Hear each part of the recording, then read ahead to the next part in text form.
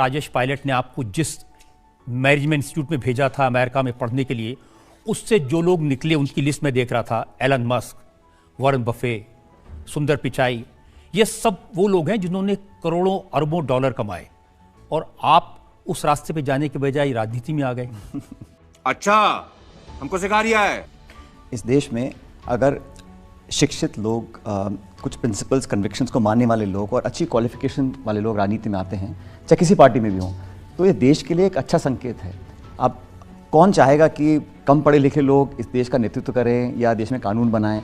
तो अच्छा बैकग्राउंड, अच्छी शिक्षा और क्वालिटी एजुकेशन मैं समझता हूँ हर क्षेत्र में इंपॉर्टेंट है, लेकिन पॉलिटिक्स में ज़्यादा इंपॉर्टेंट है। तू समझा? हाँ। नहीं, तू समझा नहीं। इसलिए मुझे तो लगता है कि आपको खुश होना चाहिए कि ये इलॉन मस्क को फला आदमी इतने अरबों रुपए कमा रहे हैं, और उस सिलसिले में जो सवाल पूछना चाहते हैं, एक दो सवाल अभी ले सकते हैं। राम मंदिर में रामलला की प्राण प्रतिष्ठा हो चुकी है, आप रामलला के दर्शन के लिए अयोध्या कब जाएंगे? जब मेरा मन करेगा मैं जाऊंगा, और कई बार जाऊंगा, लेकिन मुझे नहीं लगता कि उस मंदिर के लिए हमें कौन न्योता दे रहा है, कौन नहीं दे रहा, और कब जाना ना जाना, ये और कोई मुझे बता सकता है। क्योंकि मेरा धर्म, मेरी पूजा, मेरा पाठ, मेरी आस्था, ये मेरा व्यक्तिगत विषय है। मैं किस मंदिर में कब जाऊंगा ये निर्णय मेरा है। बुलावा आएगा, मैं पक्का जाऊंगा, और मुझे लगता है कि ये सोच और व्यापक बननी चाहिए, क्योंकि राम के बिना सृष्टि की कल्पना नहीं होती। ये बड़ी अच्छी बात कही आप। और राम किसी एक ही मंदिर में हो या एक ही क्षेत्र में हो, ऐसा नहीं है। राम सबके हैं और हम राम के हैं, तो इसमें कोई विवाद होने की बात ही नहीं आती है। लेकिन सचिन, हमारे तो जीवन में शुरुआत ही राम राम से होती है। मुझे याद है राजेश पायलट तो जिसको मिलते थे सबसे पहले राम राम कहते थे। हम भी कहते हैं। आप ये जब मुलाकात होती है राजस्थान में गांव में किसी से, आप कभी जाके मिलिए, तो राम राम सा एक ऐसा एक ग्रीटिंग है जो हर व्यक्ति, हर जाति, हर बिरादरी का हर व्यक्ति बोलता है। तो मैं अक्सर बोलता हूँ, हमारे कुछ साथी जो बोलते हैं कि साहब ये कांग्रेस के लोग इसको कम या ज़्यादा मानते हैं। मैंने कहा सबसे ज़्यादा राम राम तो मैं करता हूँ, सुबह शाम हज़ारों बार करता हूँ। तो भगवान का नाम लेना तो अच्छा है, और जितना ज़्यादा उच्चारण करेंगे उतना बढ़िया रहेगा।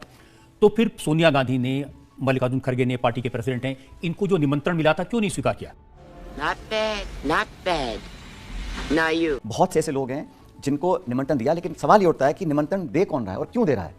क्योंकि ये कोई ऑल पार्टी मीटिंग तो है नहीं।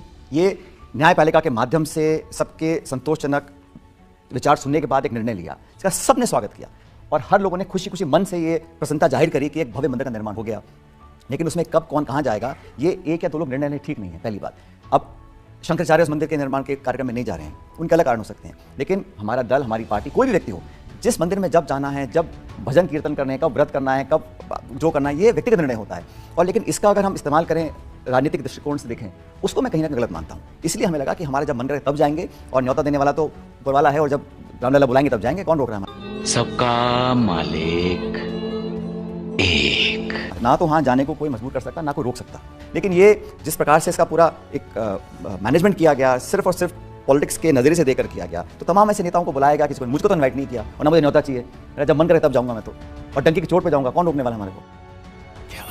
कांग्रेस के बहुत सारे ऐसे नेता हैं, प्रमोद कृष्णम हैं, ये लोग वहां गए, और इनका कहना है कि कांग्रेस पार्टी की लीडरशिप ने इस निमंत्रण को ठुकरा करके अच्छा नहीं किया, ये भगवान राम का अपमान। इसमें हमेशा दो राय होती हैं, कोई कहेगा अच्छा, कोई कहेगा बुरा। लेकिन जैसा मैंने कहा, हमारी पार्टी में ऐसा नहीं है। कुछ हमारे जो प्रतिस्पर्धा करने वाले पॉलिटिकल पार्टीज़ हैं, वो ऐसा पोर्ट्रे करना चाहते हैं कि ये इस निर्णय से खुश नहीं है या इसमें संकोच करते हैं। ऐसा नहीं है भाई, हम सब जिस धर्म को मानते हैं, चाहे कोई भी धर्म हो, ये हमारा व्यक्तिगत, हमारे घर और हमारे हृदय की बात है, हम किसको क्या करते हैं। लेकिन इन्विटेशन मुझे लगा कि जो था वो जिस प्रकार से प्रस्तुत किया गया, ना सिर्फ कांग्रेस पार्टी को लेकिन तमाम दलों को इनवाइट किया गया, बहुत कम लोग उसमें गए, क्योंकि इसमें कहीं ना कहीं राजनीति लोग दिखती थी लोगों को, इसलिए उन्होंने मना किया उसमें जाने से। अब मुझे बताइए कि उसमें सुपरस्टार रजनीकांत गए, उसमें अमिताभ बच्चन गए, आलिया भट्ट गई, कटरीना कैफ गई, ये राजनीति थी?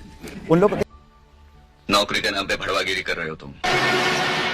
ये कोठी की कमाई जाके अपने बीवी को देना, प्रसाद चढ़ाएगी, भगवान खुश हो जाएगा। ये तो ऐसा है उनकी। लेकिन जो 1 करोड़ 28 लाख लोग नहीं गए, या 128 करोड़ लोग नहीं गए, वो नाचते हैं सारे के सारे। मैं पूछना चाहता हूं, इतने सारे लोग बैठे हैं, आप में से कोई न्योता आया किसी को जाने का? मुझे भी नहीं आया। लेकिन आलिया भट्ट और रणबीर कपूर को आया। तो ऐसा तो है नहीं कि वो ज्यादा हमसे ज्यादा, कंगना रनौत को भी आया, उनको भी आया। तो अब ये लिस्ट जो है कौन बना रहा है भाई? ये जो लोग बैठे हैं ये निमंत्रण के लायक नहीं है। तो फिर ये जो पक्षपात हो रहा है, ये क्यों हो रहा है? ये भाई या तो आप इंडस्ट्रियलिस्ट हो, या आप एक्टर हो, या प्रसिद्ध व्यक्ति हो, तभी आप राम भक्त हो सकते हैं। उसमें दो चीजें थी सचिन, एक तो 4500 साधु संतों को, और दूसरा अलग अलग क्षेत्रों में जिन लोगों ने कुछ अचीव किया उनको, क्योंकि प्राण प्रतिष्ठा का कार्यक्रम था। उसके बाद तो आप देख रहे हैं आज जो रिपोर्ट्स आई हैं, रोज 2 लाख 3 लाख लोग जा रहे हैं। रजत जी, सिर्फ उस मंदिर में नहीं, हजारों मंदिर हैं, वैष्णो देवी है, तिरुपति है, लाखों लोग जाते हैं, लेकिन वहां निमंत्रण कौन दे रहा है? जब मन करे तब जाओ। इतने लोग बैठे हैं, मैं बैठा हूं, हमको निमंत्रण नहीं आया, मुझे लगता है आपको जरूर आया होगा, इसलिए आप बोल रहे हैं।